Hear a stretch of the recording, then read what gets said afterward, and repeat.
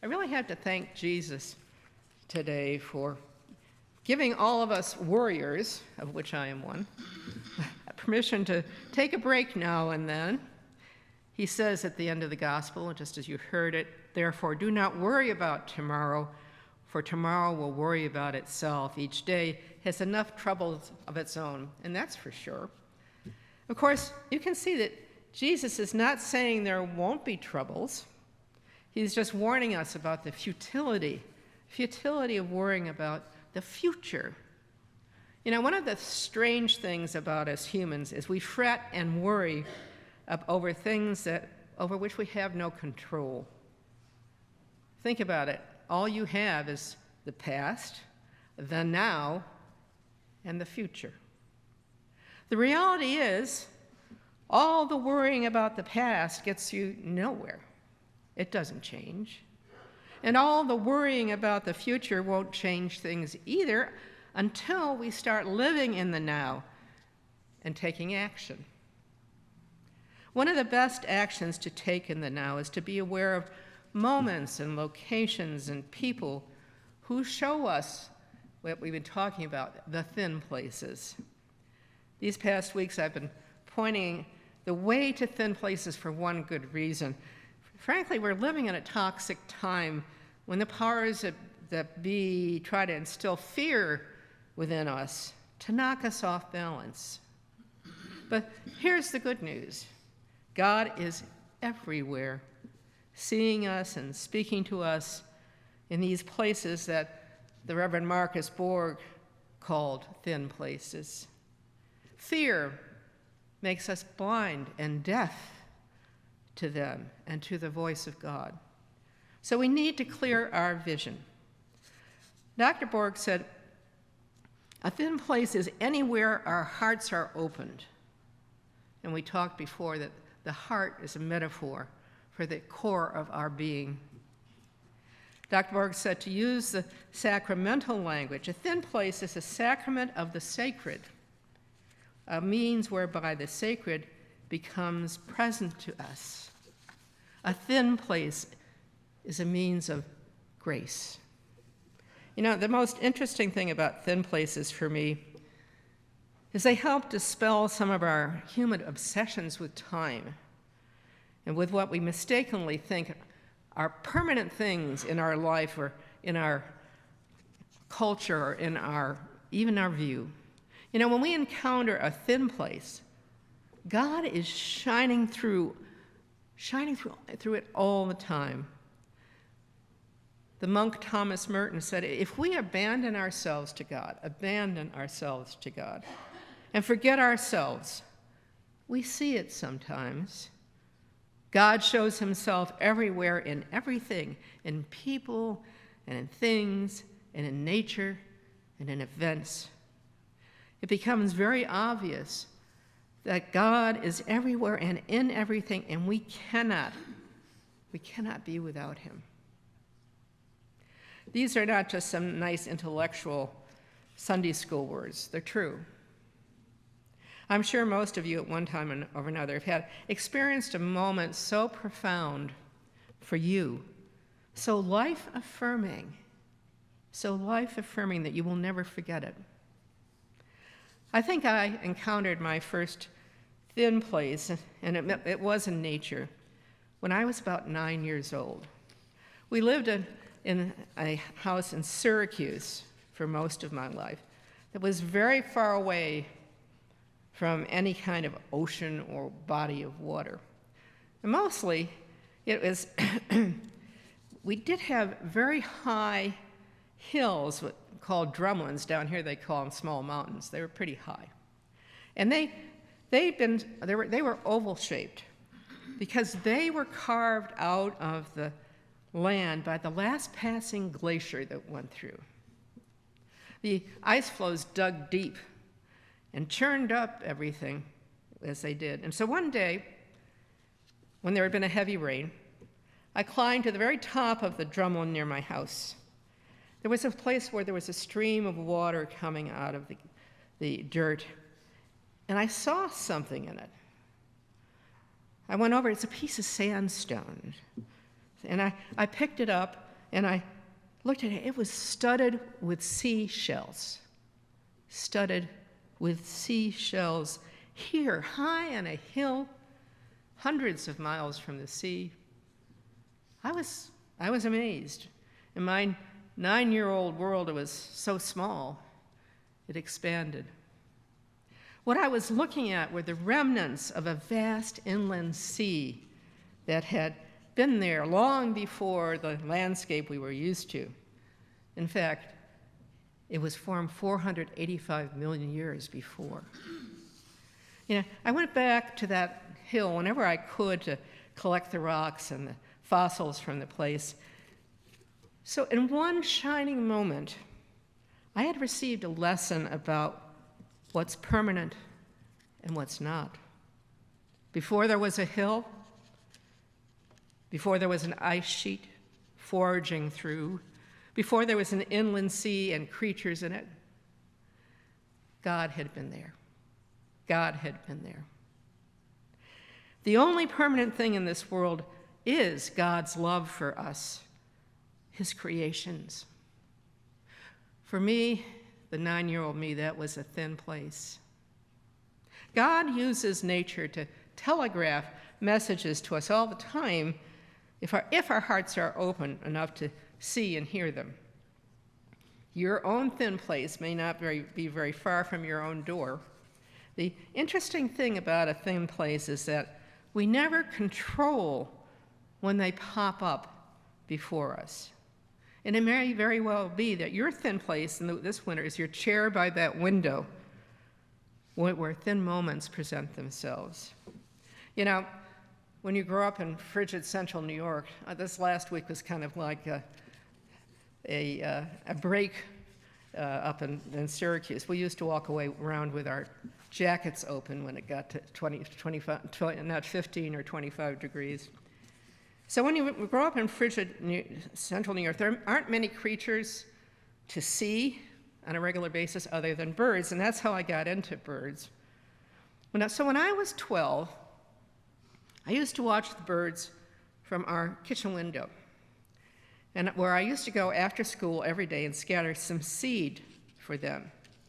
So one day, just as I was doing that, a whole flock of sparrows descended on the food I was throwing around. And there was one tiny bird, I mean really tiny, that all the other birds kept driving away from the food. So I would say if birds had a runt of the litter, this was the runt. And they wouldn't let him eat.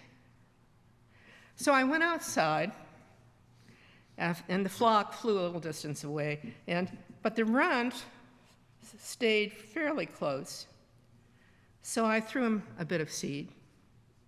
He ate it, and I moved a little closer. He came closer to me. And when I was satisfied that he'd been fed, I went inside. The very next day when I came home from school, I went outside. The runt saw me and flew down cautiously near me, not too close. I fed him, talked to him. Soon my mother, when I got home the next days, reported to me, "Hey, your little friend is waiting for you." It seems the runt had taken a habit of flitting by the window in the kitchen and looking in to see if I had gotten home yet. So it was this little wild bird in me, bit by bit he grew. I fed him and the flock each day. This time together it became a thin place where nature and kindness kind of intersected. And then one day I came out to the now grown-up runt and the flock, and I threw seed to them all. My little friend ate some, and then he looked at me with a little bit of fear, with some newfound sense that I was different from him, a human, and he flew away for good. In this thin place, I learned that if you grow to love something, you must also love it enough to let it fly free. My favorite thin places often take me to the borders of places, especially the end and beginning of things. So when we still had my father's oceanfront house in the Cape, I would rise well before there was even a glimmer of sunrise on the horizon. And I'd go out on the beach by myself. And I would sit there and listen to the world wake up, little by little. A distant peep of a sandpiper, the wind changing direction, you could feel it when a little bit of sunlight gave heat to it. Our neighborhood fox came out and scampered down to the water line and grabbed a minnow. One of the most talented and prolific writers who often wrote about the thin places in the natural world was Mary Oliver. I know some of you know Mary Oliver's work. She just passed away not too long ago. Amazing. And Marjorie Zoe Bangson, a critic, said of Mary that she was the one who saw the thin places in the natural world, because for her, objects and animals shimmer with eternal presence. I came across one of Mary's works that points the way to where thin places can be found in nature.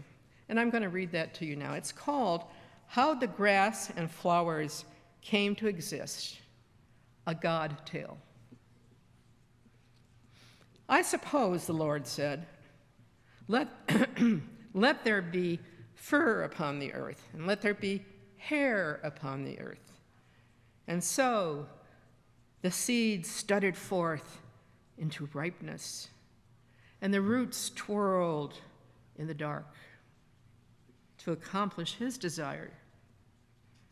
And so there is clover, and the reeds of the marshes, and the eelgrass of the sea shallows, upon which the dainty sea brant live. And there is the green and sturdy grass, and the goldenrod, and the spurge, and the yarrow, and the ivies, and the bramble, and the blue iris, covering the earth, thanking the Lord with their blossoms. I experienced my latest thin place yesterday when I was doing a funeral service for Sharon, an extraordinary woman, and the mother of one of our church members, many church members actually. And she is known for living a life of giving for everyone.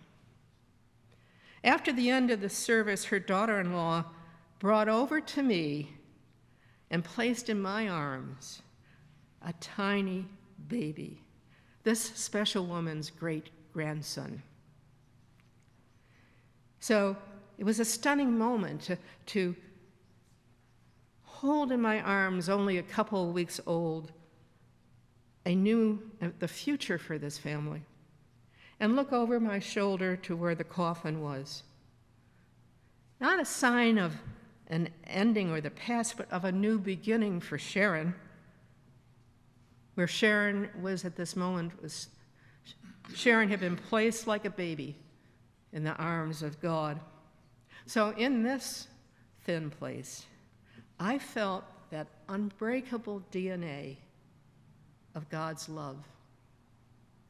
My wish for you this week is that you can be an open vessel that will have a moment when time slows down to announce to you the closeness of God. Amen. I wish you a week that gets you away from the noise of fear and anxiety and focuses you, eyes and ears, on the presence of God, even in your little neck of the woods. Because, quite frankly, God's already there. God's as close to you as the breath you're breathing out this moment.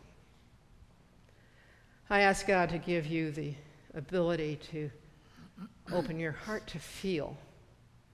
And yes, that feeling you're getting, the feeling of peace and joy, it's part of God. So may God bless you and keep you all this week. May God make God's face shine upon you and be gracious to you until we meet again. Amen.